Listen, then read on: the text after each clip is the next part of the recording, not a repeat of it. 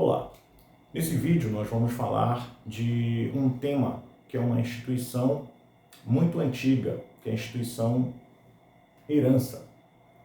Essa instituição ela nasce ali no direito romano, se estabelece lá e perdura até hoje. Nesse vídeo também nós vamos comparar basicamente como que é a herança e os herdeiros no direito romano e como se dá hoje no direito brasileiro, que é o nosso Código Civil. Vamos falar da diferença entre os três tipos de herdeiros, aqui em latim, heredis sui et necessari, heredis necessari e heredis extraneari, ou heredis voluntarii, que a gente vai já explicar. E também vamos explanar um pouco sobre herança vacante, quais são os efeitos de uma herança que fica sem herdeiros. Bom, aqui nesse vídeo, em nenhum momento nós vamos falar sobre testamento, que apesar da relação direta com herança, nós não vamos explicar aqui como que se forma esse testamento, quais são as consequências dele. A gente não vai se deter a isso. Muito bem. Então vamos começar aqui para falar basicamente da diferença entre os três tipos de herança. Aliás, de herdeiros. Heredis sui et necessari. No direito romano, o heredis sui et necessari era o herdeiro imediato. Aquele que logo após a morte do decuius, o decuius era exatamente o proprietário dos bens que faleceu. Então, você tinha imediatamente um herdeiro, e esse herdeiro era chamado de heredis sui et necessari. Ele não tinha direito, para você ter uma ideia, de renunciar aos bens, tá? Uma vez que esses bens poderiam ter passivos maiores que ativos. O que é isso? Ou seja, de repente, uma boa parte desses bens tinham também dívidas e que, se o herdeiro renunciasse à herança, ele poderia ter que sacrificar bens próprios, pessoais, além daqueles do decuius, que seria, no caso, o pai dele, o pater familias.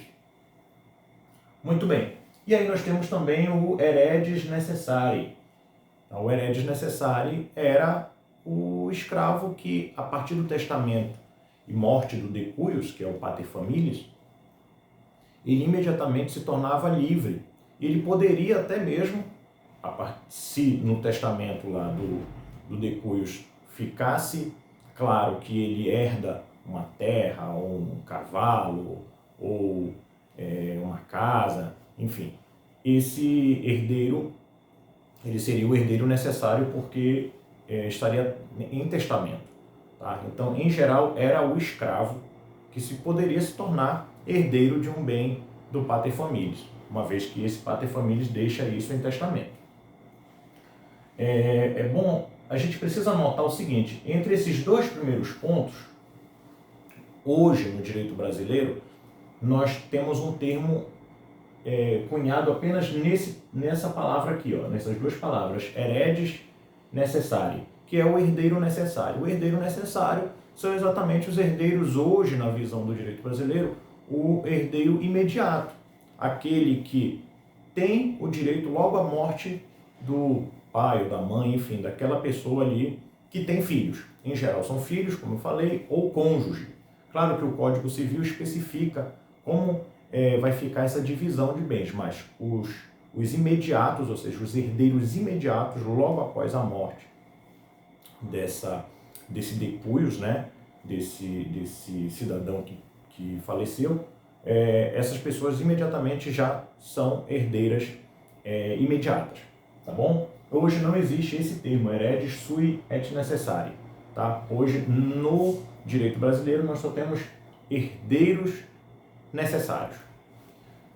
Esse outro aqui, ó, heredis extraneari, ou também chamado de heredis voluntarii, seria exatamente qualquer outro que fosse diferente dos dois primeiros. De repente, quem sabe até um vizinho. De repente, o pater familias deixou em testamento, deixo, sei lá, uma fração, lá, um terço da minha terra para o vizinho, tal. Ou deixo minha criação de galinhas para o meu amigo Caios, ou João, enfim. Július, né? Deixei minha terra lá para o um amigo, enfim, que ele tinha, sei lá, alguma intimidade, né? Então, nesse caso, ele seria um heredes extraneus, ou seja, um herdeiro apenas porque foi colocado em testamento, tá bom? Hoje a gente não tem esse termo aqui também, heredes extraneio, no Código Civil, mas a pessoa pode deixar isso em testamento, né, como herança, para uma outra pessoa que ela queira também deixar lá, diferente dos herdeiros necessários, ou seja, aqueles que são de imediato. Isso é possível desde que esteja em testamento. Bom, e para finalizar, vamos falar aqui de herança vacante. O próprio nome já diz, né? Ou seja, herança vaga. É uma herança que não tem herdeiros. Bom, o que acontecia, no caso, na Roma arcaica, é que quando a herança ficava sem nenhum tipo de herdeiro, não só porque não tinha testamento, mas porque realmente esse pater familias, ele não tinha esposa, não tinha filhos, não tinha mais os pais, não tinha irmãos, ou seja, nenhum que eles chamam até de agnato, né, que seriam parentes próximos, não havia nenhum. O que acontecia na Roma Antiga? Essa herança, então, era distribuída aos gentios. Isso mesmo, gentios seria, na verdade, estrangeiros, né, ou seja, era distribuídos entre os estrangeiros que estivessem por ali mais próximo. Hoje, existe também, o Código Civil Brasileiro, ele prevê a herança vacante, ou seja, caso o cidadão deixe uma herança e não tenha nenhum parente próximo, nem de terceiro grau, então essa herança, ela hoje fica definida, fica limitada ao poder do Estado, no caso do município, do Estado, ou até mesmo da União, dependendo da circunscrição onde ficaram esses bens, onde eles ficaram ali. Bom, então basicamente essa é a diferença entre os tipos de herdeiros no direito romano e os tipos de herdeiros hoje no Brasil, né, no direito brasileiro, e as consequências de uma herança vacante. É isso aí.